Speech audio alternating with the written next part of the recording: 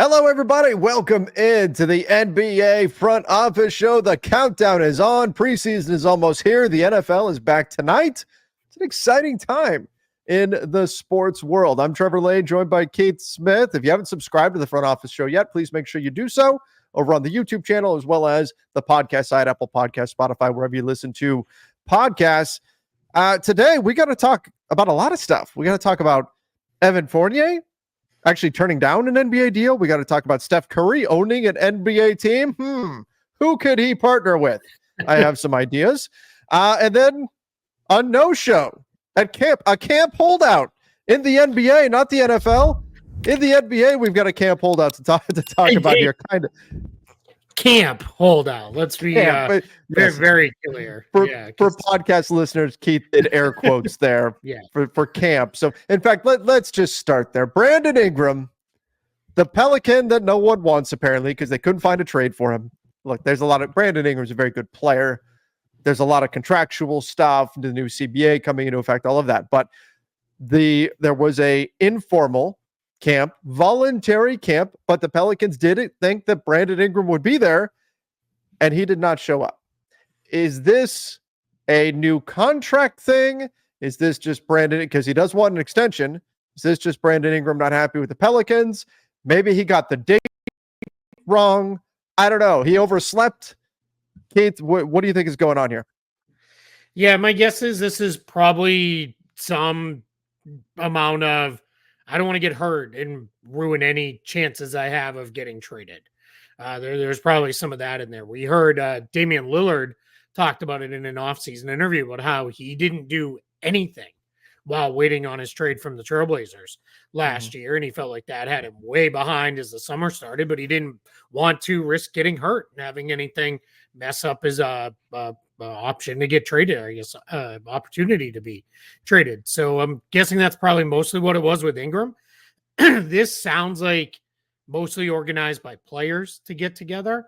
I don't love the idea of taking anything out on his teammates. They're not the ones who want him traded. They're not the ones who are not signing him or whatever it may be. So I think that's one where just, let's be a little careful with this. If you're, Brandon Ingram, like we, you don't want to turn these guys against you for any means. But honestly, I don't know that this is going to amount to anything. What will matter is if he's not there and ready to go at the start of real training camp in a few weeks, then that'll be a much bigger deal, and that'll be something that actually matters. I think the piece that does matter, and you're right, real camp, of course, is much more important than an informal players organized camp. But the problem here is that the Pelicans believed he would be there. If this was just look, Daniel Tice wasn't there either, but he had stuff going, from the Olympics and all of that, but that was communicated. They weren't expecting Daniel Tice to be there. The expectation was that Brandon Ingram would be there, and then he didn't show up. It wasn't like he communicated ahead of time, hey, I'm not going. At least from what we know from the reporting around this, he didn't communicate with them that he would not be there. Instead, they believed he would be, and then they were left looking around going, where's BI? Where is he? And he didn't show up. That's not a good look. I understand the whole not wanting to get hurt thing and all of that, and that's fine. That's a perfectly reasonable. But you know what? You can also go and not play. You can go and be there for sit on the side, right? Just hang out, camaraderie, all that sort of stuff. Just not. There's two sides to every story, and we're only getting one side here. But this is not a great look for Brandon Ingram. Yeah, and I think this is probably a little bit of all parties involved wish he had been moved on to whatever his next team is. And as you mentioned off the top, this is one of those ones that is very much, it's like 50-50 the player in his game versus the player in his contract. Because what I think teams are looking at is Brandon Ingram, very good player, but probably not a max guy. By all accounts, he wants a max deal on his next contract. So teams are like, we're going to have to give up stuff to get him in trade because the Pelicans aren't giving him away and certainly not attaching anything to him to trade him. Then not only have you now given up stuff to get him in trade, but then you have to re-sign him. And if you're not convinced, like, this is the guy who puts us over the top towards being something more as a team, then you're probably in a spot where, yeah, it doesn't, we're not going to make that big trade for Brandon Ingram. And that's a tough spot to be in. So I'm sure he's not happy. The team's not happy. The Pelicans, the reality of their situation is they've got a real messy roster situation. And I'm glad you pulled up their cap sheet. Those top 6 guys, which is probably how it should be, right? Those are their 6 best players. Well, you can't start 6 guys, and none of them are a center. So 2 of that 6 need to go to the bench. You're not benching Zion. You're not benching DeJounte Murray, who you just traded for to be your long-term point guard. So if Ingram's still there, you're not going to bench him because that's only going to damage. So that means, are we looking at Herb Jones and Trey Murphy both coming off the bench? Like, Herb Jones is one of the best defenders in the entire league. And Trey Murphy's a guy we've been saying for over a year now, he probably needs to start and play more.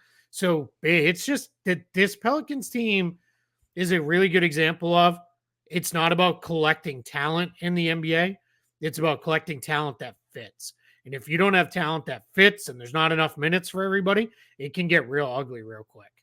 This is a great point, Keith, because, in Lakerland, we've been talking all summer about when are the Lakers going to get a center? When are they going to get a center? Why do they still not have a center? What are they doing? Right? All that's been the conversation. Been banging my head against the wall. But my God, look at the Pelicans. They don't have a starting center. Yves Missi is we like Missi, but he's 20. He's a rookie. You're not going to slot him into a starting lineup. Daniel Tice, I guess, becomes the starter. But how many teams around the NBA right now would start Daniel Tice if you put him on their roster? The Pelicans. And that's it, right? that's it. Yeah. And that's only out of necessity. And that's not. I like Daniel Tice. I'm not saying that to knock him. I think he's a backup big. It's what he is. And the Pelicans have put themselves in a spot where just to have a coherent roster, a starting 5 that actually makes some sense, they're going to have to start a guy that's not a starting caliber player, at least not in the NBA. At FIBA, maybe it's a different story, but not in the NBA. Sure. So it's a tough spot there for the Pels right now. They need to make a move, if not moves, plural. And it seems like this Ingram situation has just kind of got them stuck where it is what it is. I imagine we're going to see a lot of Zion Williamson at the 5 because you're not going to play Daniel Tice 30 minutes a night. I can't imagine. Yeah. So you're probably going to see a lot of small ball with the Pels just to get their most talented players on the floor. And Missi's just not ready yet. Like, he's very raw. So he's probably you could maybe get him 10, 15 minutes a night in the regular season and be okay. But for right now, that's a developmental guy. So yeah, you're absolutely right. This is a spot for the Pelicans where good team, good collection of talent, but I could see this going sideways because I love players, but players are bad in their nature, and it's part of generally what makes most of them great. They tend to be very selfish, and you're going to have players that are going to look at it like, I'm better than Daniel Tice. Why is he starting and getting 25 minutes a game? And they're not going to look at it like, well, I'm a backup guard. Like, they're just going to be like, I'm better than him. I should play. And the reality is, you need a 5 out there. You need somebody who can do that. And that's not Zion, not for anything more than 10 minutes a night, maybe 5 minutes to close each half, something in that range, kind of like the Warriors used to do with Draymond Green back in the day. But for now, it gets real messy. And I could see this being one where Willie Green is put in a really difficult position night to night of, man, I've got all these guys now. I can't get them all minutes, and I still don't really have a 5. So unless they're trading Ingram for a 5, which, like, we talked, how many times did we talk this summer about Ingram for Jared Allen, or before they get to DeJounte Murray, Ingram for Darius Garland, being trades that made sense both ways? Well, those probably aren't happening at this point. So unless there's a trade out there for a real 5 for Brandon Ingram that we just don't see right now, I think this is going to be potentially one of those ones where we're sitting around New Year's and we're like, why are the Pelicans 3 games under 500? Yeah. Like, what happened to cause this with this kind of talent on this roster? Yeah, that's a good point where they just don't have the right fit that could put them in a tough spot. And we've talked about this in the Western Conference. You can dig yourself a hole that's very difficult to get out of. Now, that being said, winning does cure all. And Kate, their Sure. first 3 games of the season for the Pelicans, they go Chicago, Portland, Portland. So Oh, that's helpful. And then a few games later, they get Portland again. So they'll probably, why do we do that? Like, right? that is It's so annoying. maddening. You should not be playing. And I Here's get we schedule. have they have 2 of the baseball series like back to back. Yep. Right in the first week of the season. I get we're trying to reduce travel. I get all that stuff, especially for New Orleans. I think technically on a map, other than Memphis, the most eastern Western Conference team. So I get you're trying to only send them to Portland. You're trying to only send them to Golden State once. But like Portland, you play them 3 times in the first week, 2 weeks of the season. Like, that's not representative, because then we're going to look back at it later and be like, man, instead of getting Portland on the schedule in March when we're trying to make a playoff push, we're now getting Dallas or Denver or somebody like that. Like, it's just, we got to do this better. We got to be smarter about this. I hate these things too. Like Portland, it probably doesn't matter as much, but like Golden State, what if Steph Curry sprains his ankle the weekend before? Then you don't see Steph Curry either of those 2 games. Like, then you're not getting a representative sample size of what did they look like against the Warriors. So that's just me getting up on the soapbox for a minute here. No, you're absolutely right. We got to do better. You're absolutely right. I mean, I had not looked in depth at the Pelicans schedule until this moment, and it's they play 3 teams in the first 5 games. You go Chicago, Portland, Portland, Golden State, Golden State. It's just crazy. And then you get Portland again. So you've got 3 games against Portland in your first 7-8 games there, 8 games. That's crazy. Yeah, there's a bunch of winnable games there, right? Brooklyn's not going to be very good. Right. Atlanta's probably not going to be great. You're home, at least for the Pacers and the Cavs. Those Golden State games are like, look, and then they play Golden State again a 3rd time before the end of November. I'm just looking at it because in the West, with that kind of a schedule in the early going, there's going to be an absolutely brutal stretch coming. Yep. But regardless, you're right. You don't get. Man, they have a lot of those backs. Look at this. What happened to the Pelicans? Denver, no, Sacramento, go ahead of that. Sacramento, Dallas, Boston, San Antonio, Phoenix. Why are they playing every one of their games as a baseball series? What is going on? This is crazy. Oh, look, there's Houston. Yeah, at least that's Minnesota. It's surrounded by games versus Detroit on either end. Is this a geography thing? Like, because of where the Pels are located? It's but like Minnesota is not that far for them. No, like it's not. It's a few hours. That's weird, man. What a weird schedule. The things that we uncover on this show. Right? The things didn't even intend. Wasn't even a thought process. This is not a segment for us. By the way, Keith, you a few moments ago, you didn't mean to, but you gave me the title for this show, the headline for this show. Okay, what was it? NBA players are selfish. I'm gonna go. I think that's a great headline. I mean, it's not untrue. It is true.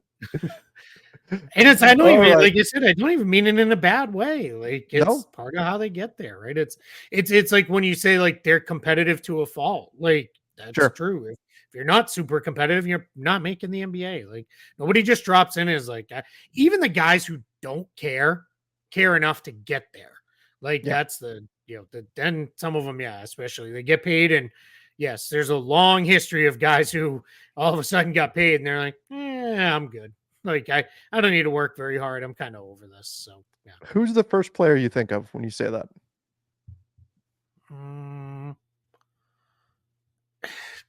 This is like a poll that like only Celtics fans are going to kind of remember, but Mark Blount kind of did that back in the day. I remember him. Like, he got paid and then like completely was like whatever. Who is the guy for the Knicks? He didn't really stop caring. He just wasn't good in this. Jerome James.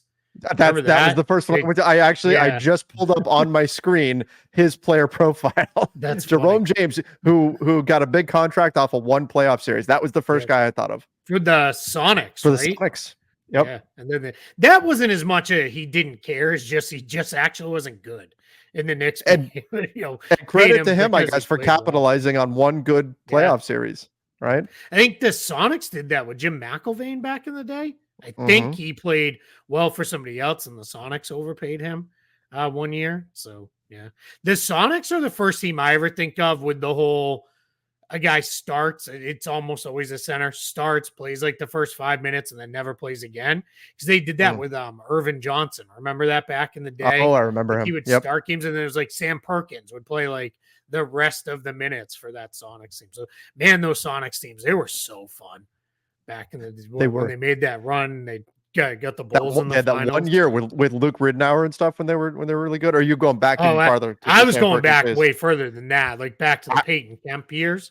Oh yeah. But yeah, the Ridnour, Ridnour and Collison, like the pre KD, they had Rashard Lewis and Ray Allen. They had that team. One random season where they suddenly were good, and they were fast and they shot a lot of threes, and then they kind of dropped back down after that. But they had that 1 year that was magical. Well, you know what?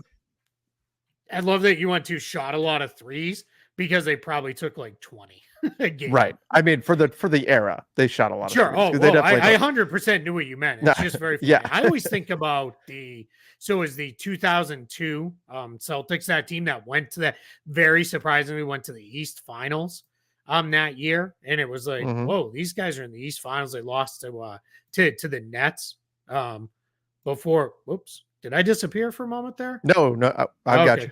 Sorry. They lost to that Nets team that then the Lakers hammered in the finals. But that Celtics team, it was a huge deal because everybody's like, this team can never win shooting this many 3-pointers. And they led the league by a wide margin at 23.7 a game as a team. Now, Antoine Walker took 8 himself, and Paul Pierce took 6.3. But that was like Jim O'Brien year. Yep. That might have been when it came from. But yeah, that very famous Antoine quote. For reference, the lowest 3-point attempts per game in the NBA last season was 31. That was the lowest. Who was it? Don't tell me. I don't think you'll get it. Were they good or bad? They were good.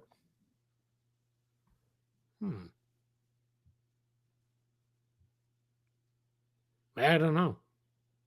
It's the Denver Nuggets. Oh, yeah, that makes sense. Yeah, because I remember Nuggets fans chirping all year like they need to take more threes. So, yeah, 31.2, just barely ahead by 0.1 of the Orlando Magic at 31.3, and then my Lakers New at Orlando was going to be low. Yeah. Boston led the league, right? I believe.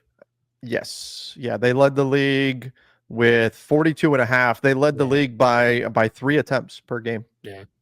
Over Dallas. So much for 3-point shooting teams can't win titles. I think we've put that narrative to bed over the last decade. I would hope it's probably not. It'll come back up again when we hit playoff time. Yep, it will. But it's I don't think it's true anymore. Okay. Well, that's good. We're 20 minutes in and we're 20 minutes in, and we've talked about the Pelicans and their crazy schedule and 3-point shooting. Welcome to the show, everybody. 1990s NBA. Hey, at least it was all basketball talk this time.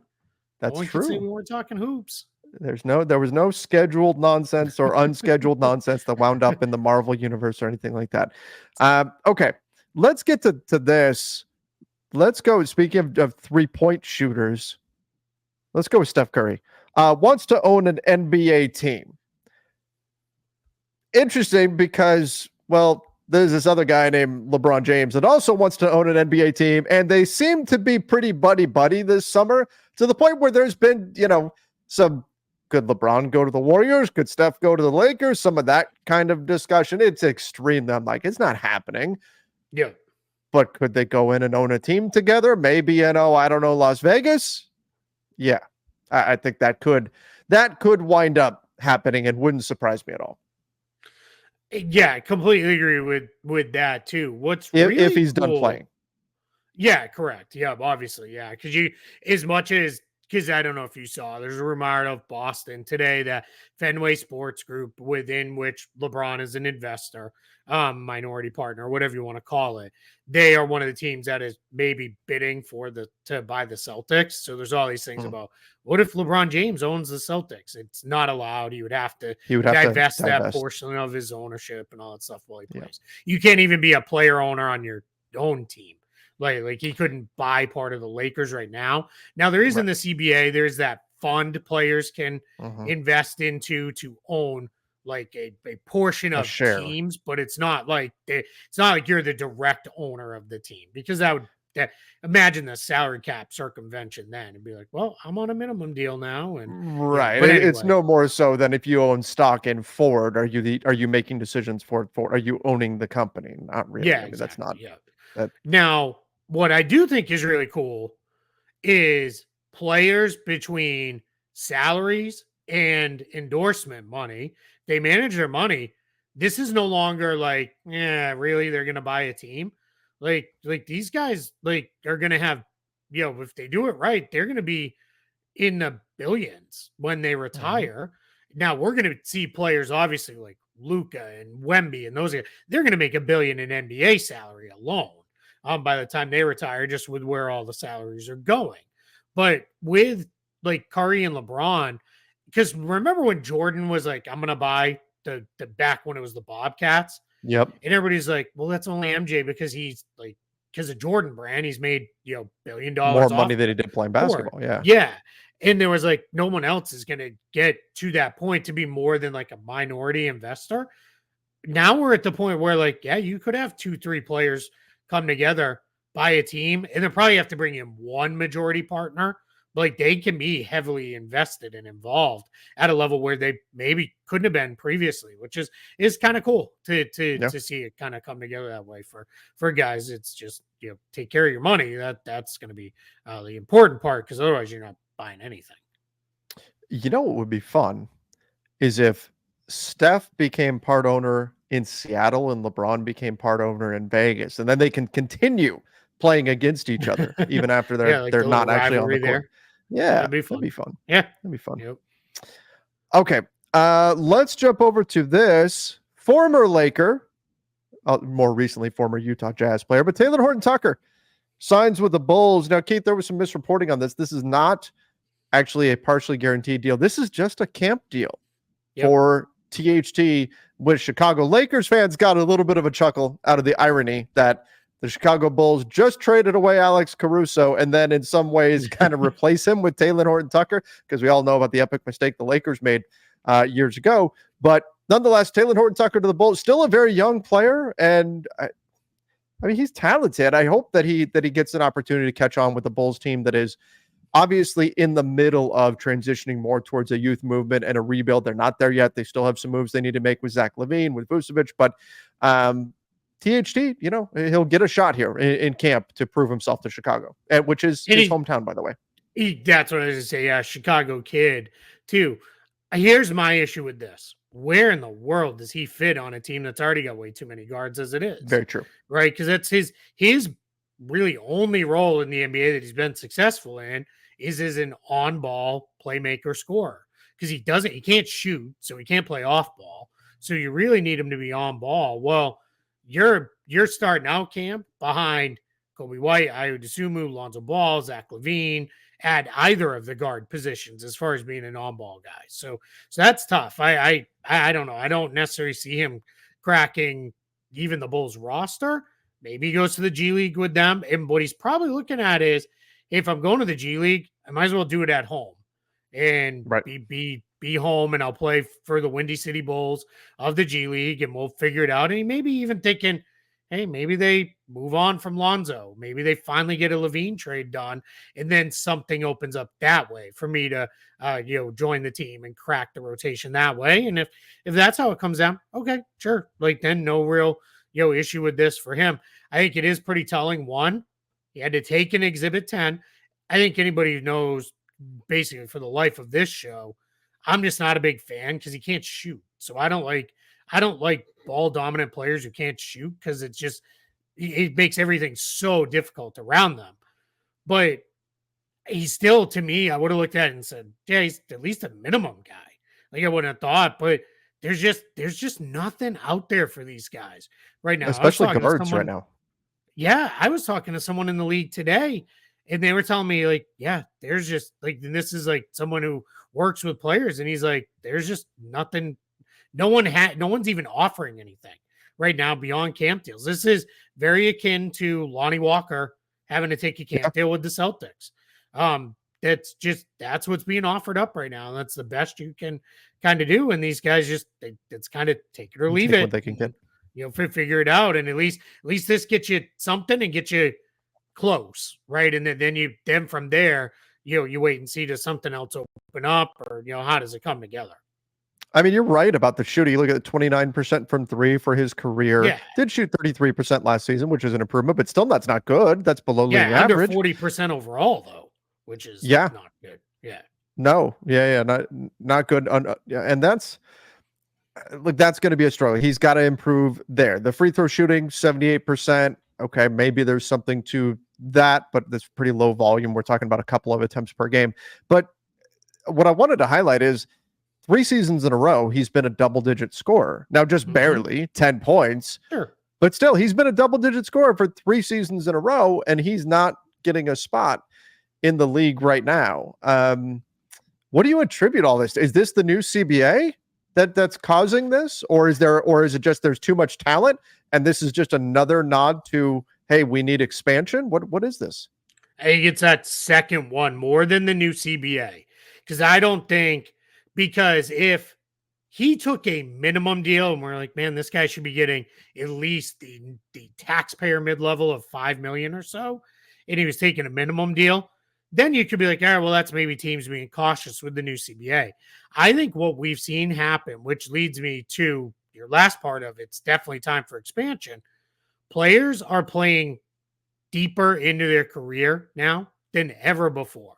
You have now, if we just pull it, and like, I'm not even sure where we would pull this, but we just pulled all of the guys that are like 34 and over, that list is going to be pretty long. And that list never used to be all that long. It was right around 34 years old when most players were kind of aging out, and you were seeing them kind of drop out of the league. More guys are playing longer than ever. Then you have the draft picks coming in. So when you get the draft picks come in behind them, you're essentially, you've got minus forfeited picks and all that, but you've got 60 drafted players, or let's just call it 60 players, because you have all these guys coming into the league that they're taking spots away from guys. Then you have the older players. They're just, these guys are getting squeezed out. They're just not there. Add on top of that, a lot of teams are not filling all their roster spots because you have the 3 two-way spots. So it's like, we don't have to fill them all right now. We could kind of get away with using our two-way guys for half of the season or more and figure it out. So yeah, so you found it there. Yeah, I mean, I did find it. Yeah, so this is last year's. Yeah, so these are guys that played in a game last year, but yeah, it's crazy, right? Like, I mean, that's got to be 20. I mean, we're going. Yeah. Some of these guys don't have deals right now, but yeah. I mean, look at this. I'm still going here. Goes, right? But you're seeing only a handful of these older guys age out. Of the guys you've kind of scrolled through, only a small amount of them are even out of the league right now. Like most of these guys that are on this list are still playing somewhere.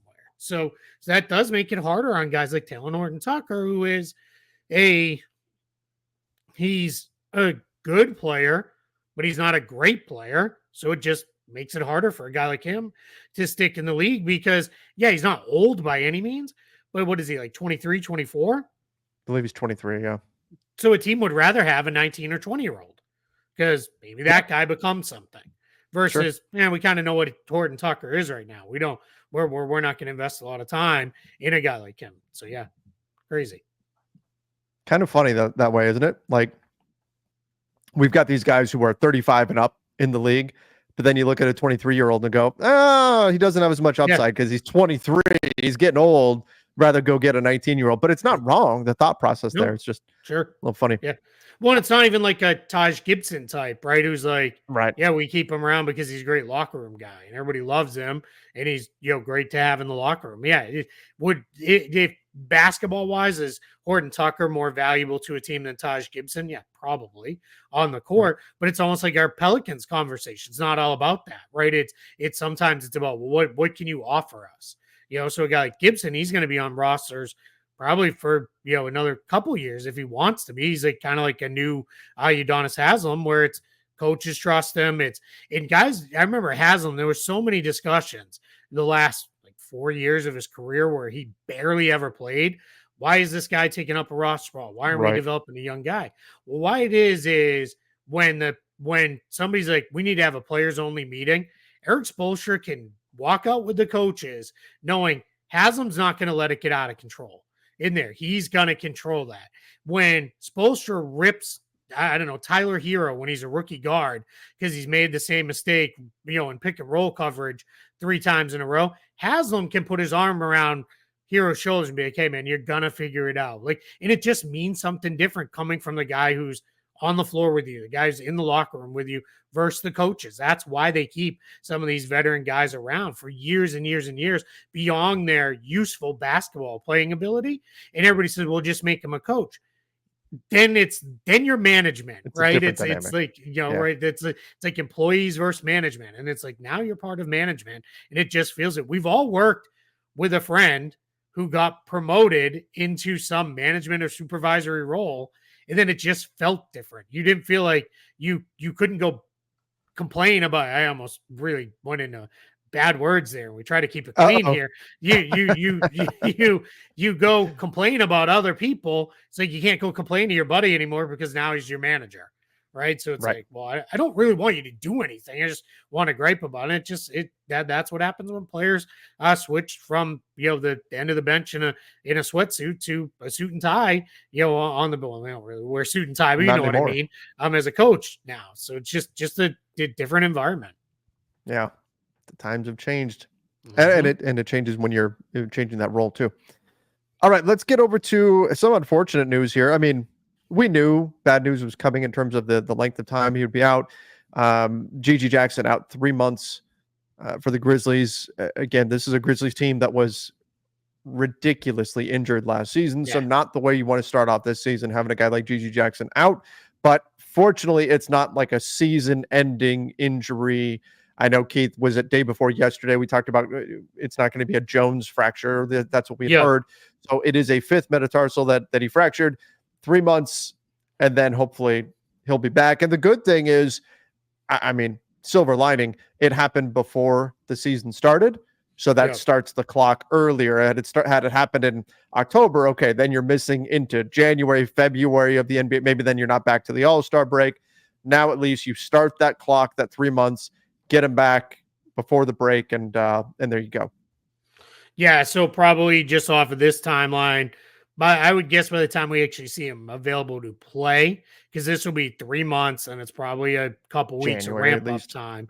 So we're probably talking middle of December, maybe right around Christmas, even if things, if there's any kind of delay or setback. So not the end of the world, right? It's just the challenge is, we talked about it at the time, Memphis is going to be trying to reclaim their status as a contender.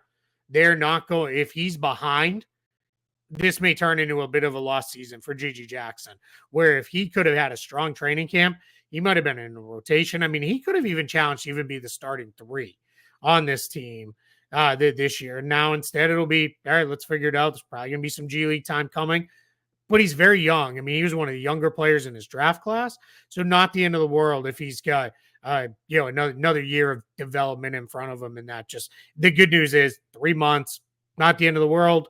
Do your rehab, do what you can to stay ready to go. So then, as you kind of come back, you can hit the ground running. No pun intended. Yeah, absolutely. All right, let's jump over to Amazon closing a deal to live stream 13 Bally NBA teams. Now we know they were having issues. Bally was, and now Amazon is going to close a deal to be able to live stream these teams. Now, Keith, I know you have actually the list of the teams, that are Yeah, included in this that are going to be streamed now. I'm assuming this is going to happen the following season, or is that this coming season? I think it's like right now. Right now. Okay. Let's see. I'm just pulling it up here because I like an idiot. I closed it. All right. So the teams are the Atlanta Hawks, Charlotte Hornets, Cleveland Cavaliers, Detroit Pistons, Indiana Pacers, LA Clippers, Memphis Grizzlies, Miami Heat, Milwaukee Bucks, Minnesota Timberwolves, Oklahoma City Thunder, and San Antonio Spurs. Two teams that weren't mentioned in there, Dallas Mavericks and New Orleans Pelicans. They have already agreed they're going to do their own thing this year. Sounds like they're going to go the Suns Jazz route of Trailblazers Inc. are now doing that as well. They're going to do their own thing. But so what Amazon's going to do is they're launching it says with the new streaming service. I don't know really how that works. Like, if you already have Prime, do you get it? I don't really know what it is. But it says fans will pay $20 a month for access to their home team's local games. There's going to be 5 MLB teams and 9 NHL teams. And it sounds like this will launch next month with the start of the NHL and NBA seasons. This is all in the New York Post, is where this is coming out of. So obviously, this is very much a developing story, and we'll figure that out. But they're not going to be there. Now, when this was talked about previous, that Amazon may say, hey, Bally, we'll buy these rights from you and show them. One of the things that was talked about is they'll still, if you buy League Pass, and that's like if you're a Hawks fan living in, Idaho, and you buy League Pass, you'll still get the games through League Pass. You're not going to have to buy League Pass, not get the Hawks games, and then buy this too. They'll still be available, part of League Pass. So nothing changes with that. That makes sense. Okay. Well, I mean, that'll be good for fans to be able to, of course, see their teams. Sure. Someday, Keith, someday we will realize the dream of all games, no blackouts, being in one place. But until we get there, we're going to have to piece it all together and figure it out. But good at least that there's going to be a way to see that, because there's, there was that whole thing with, I believe it was the Suns last year that were trying to make their games available over the air. So you'd have to get an antenna and all that kind of stuff. So good to see. Which honestly, like, I'm okay with that too, right? Like, because the Suns also launched their own streaming version too. And I think the Jazz have their own streaming. You can buy it direct from the team to get the game. So there's still local area blackout restrictions apply. That's, again, I've said this a million times. This is not an NBA thing. That's FCC regulation stuff on blackouts and all this, because they adopted it a million years ago when it was like, no one will go to the local game if they can just turn it on in their living room. Like, so they make it very hard to see local teams. Like the NFL was all about sellouts, right? If you didn't sell out the football game, it wasn't going to, like, as a fan of the Patriots, when they were awful and like a good season was like, hey, they went 7-9 and didn't lose 10 plus games, which, yes, for the younger viewers, that did exist in the Brady Belichick years very often, during my youth. They weren't on TV most weekends when they were home because they didn't sell out the home games. And it was like, well, I'm not, because who wants to go watch this team that might win 3 games? Like, everyone's like, nah. And then that was why half the kids I grew up with were like Giants fans, because every week we got the Giants games, because it was like, well, the Pats didn't sell out, so they're not on TV this week. It was Giants and Bills fans everywhere, because that's like the teams we saw the most. Here's the problem with all that whole concept of like, well, we don't want to put them on TV because we want to drive fans to the arena and everything. Like, have you been to a game recently? Have you seen how expensive it is to go to a game? Like, there's a lot of people who aren't going to go just for financial reasons, right? More than comfort or anything else, but it's really expensive. I get wanting to drive people to the games. And if that's what you want to do, then just make the games more of an experience. Make it something, because most people aren't going to be able to go all the time. But make it something that people can go to once a season or something like that, and make it a fun experience, make it something special. And that will bring people into the arenas. And again, I know I'm preaching to the choir here, and I just think that's such an antiquated model to have this whole idea of, well, we better not put it on TV, otherwise nobody's going to come to the game. No, I think people want to be there. People want to be in person and see these guys up close and all that sort of stuff, whether it's the NBA, the NFL, whatever, MLB. But I think reality is that the people aren't going to be going all the time. And so you need to capitalize on getting as many eyeballs as you can on your club. And you're going to do that by making it available on TV. I think sometimes we go too far to make, again, not just NBA, but to make sports inaccessible. And I really think we should be going the other direction. Yeah, I agree. I have on the plus side, I have a Twitter list, which like is on my tweet deck, which is just all of the NBA team accounts. Mm-hmm. So and then it, tweet deck just refreshes itself throughout the course of the day. And I was doing some stuff and I was looking at it and it was interesting. I had like probably 4 tweets all at once from different teams all around the country about season ticket plans. Yeah. And what is really smart that NBA teams have done is they all now offer these partial season ticket plans. Yeah. But they have all different kinds. Like one of them was tweeting about, hey, our weekend plans are available, which, yeah, for a lot of people, like a weeknight game can be hard, right? It's like the Magic. I have a friend, he gave up his Magic season tickets, but what he has now is he buys one of these partial plans because he's like, I couldn't get to 41 games anymore. He's like, it's my last year. He goes, I went to 20. He's like, I didn't go to half of them. And he's like, in some of them, I had planned to go. And then by the time I was like, I can't go or I'm too tired or whatever. Because for him, it's like 45 minutes to get there. Yeah. Then it is, the Magic games are usually at 7. So he's like, for 45 minutes, he's like, that means I got to get out of work and make sure I can get down there, park, go to the game. Then I haven't eaten, so I'm going to eat at the arena, which adds an expense. Adds up. Because by the time the game ends, 9:30, by the time I get out of the parking area, you're talking 10:15. He goes, now 45 minutes home, it's 11 o'clock. And he's like, and I'm wiped. So like for him to switch to one of these partial plans, which he did, works out a lot better. He's like, now I lock in those. I think he's got like 15 games or something. You can plan I lock in those 15 nights. I have them planned out and I know. So I think teams have been really smart about the way they've structured some of that stuff. One of them was really interesting, was just division games. So it's like, okay, in theory, you're rivalry games, right? Like that's, right. In I know that's very much in theory because a lot of teams don't really consider those teams to be the rivals, but just smart about the way you put it together. So yeah, that's all. No, I like that. I think it makes a lot of sense to do it that way. It's like a timeshare of a season ticket. Mm-hmm. You're getting a fraction of it. Okay. Yeah. Let's go here. Evan Fournier reportedly turned down a 2-year deal with the Wizards. We reported the other day that he signed with Olympiacos in Greece. So Evan Fournier had the opportunity to stay in the NBA, looked at the Washington Wizards roster and said, no, thank you. Yeah. that's really what it came down to. Right? He said this. He said this on the record. Like he said, I wasn't interested in any kind of mentor deal, and I didn't want to go there to play for a bad team, like a team that had no chance of winning. So this isn't like us. Like I think this is what he was thinking. Like no. He said it was in a interview with a French outlet that he said all this. He's like, nope, I'm out. So yeah, I think with Fournier, I kind of get it, but also like you could have stayed in the NBA. And what we don't know is from the Wizards side. My guess from the Wizards side, it was we have Bilal Coulibaly, we have Alex Sarr, we've got a couple young French players.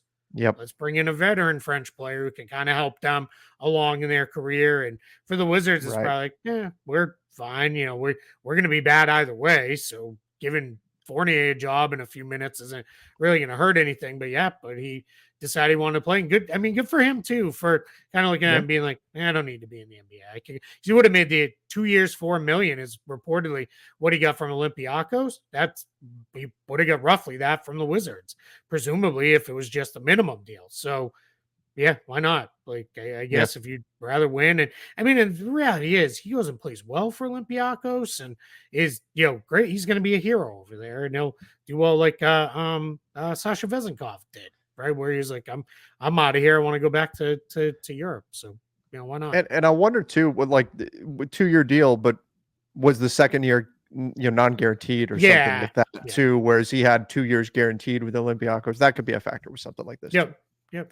And my guess is his Olympiacos deal, it hasn't been reported yet. My guess is there's an NBA out after this season.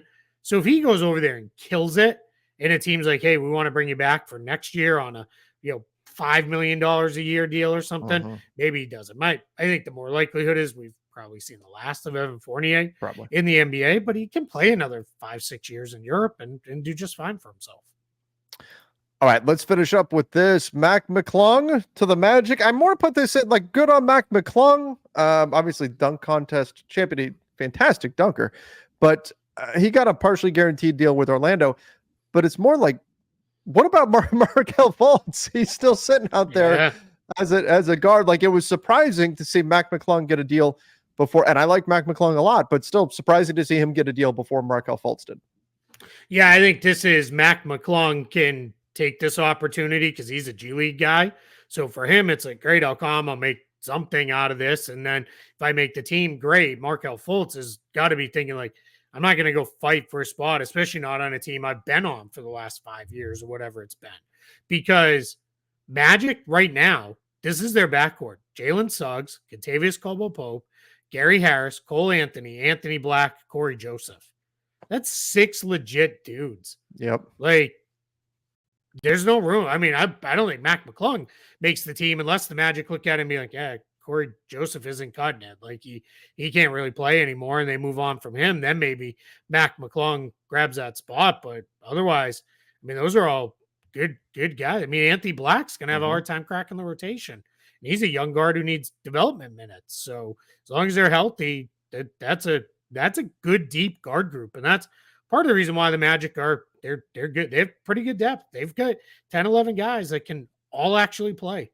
And that's behind guys like Banchero and Franz Wagner, who are like all-star level players. So that's why the Magic have climbed up in the standings fairly quickly here in the last couple years. Yeah. Well, it kind of goes full circle to that conversation we were having earlier about that there's no deals out there right now, and part of that just being the amount of talent in the NBA. Markelle Fultz, a prime example of that as well. You know, we talk about Lonnie Walker, the deal that he took, the Talen Horton-Tucker, the deal he took. I would have to, if there was an Exhibit 10 deal, I would have to imagine Exhibit 10 would be on the table for Markelle Fultz. Somebody would give him that, I would have to imagine, but maybe he doesn't want that. That's my guess. My guess is he would rather wait it out, see if there's an injury. Not that he's rooting for anybody to get injured, obviously, but if there's an injury or if there is something happens, there's a trade that opens up an actual rotation spot, then he'll jump on it. And that could be one where maybe what we see is we've seen other guys do, veteran guys do this. Maybe he does a couple 10 days in January when those start. And he's like, all right, I'll do a couple 10 days just to show, hey, I'm in shape. I'm pretty good. And I'm ready to go. And then the team may move on a full contract end for him or something like that. But it's probably going to be a little while before we see him show up on a roster, just because it's like we're teams are not filling rotation spots right now. They are filling out camp roster spots. That's it. But to your point about expansion, just think about it. That's 30 more standard jobs plus 6 more two-way, because I'm assuming at least 2 teams would come in. Sure. So there's 30 guys that we're looking at. Could I make 2 good teams out of all the available players right now? Absolutely not. They'd be awful. But guess what? Expansion teams are awful. They're usually really bad for the first couple of years. But 30 guys that are available that could be on the NBA roster, I could find you 30 guys with relative ease, or guys who are on a roster right now but on a camp deal or on a two-way. Yeah, we could get there very, very quickly. Right. Exactly. All right. Well, I think that's going to about do it for today.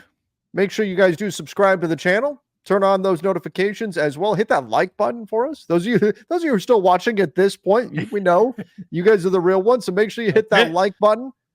And again, appreciate all of you. We'll have Front Office Friday tomorrow. We'll be live. So be on the lookout for that. Make sure that you, again, turn on those notifications so you get notified when we go live tomorrow. We'll take all of your questions. Till then, everybody. Yeah, we're going to have fun tomorrow. Hey, one quick thing, because I promised, made a promise to my daughter. If you made it this far into the end of the show, very demure, very mindful. Thank you. Oh, and now we finish the show. Thank you, everybody. See ya and stay safe.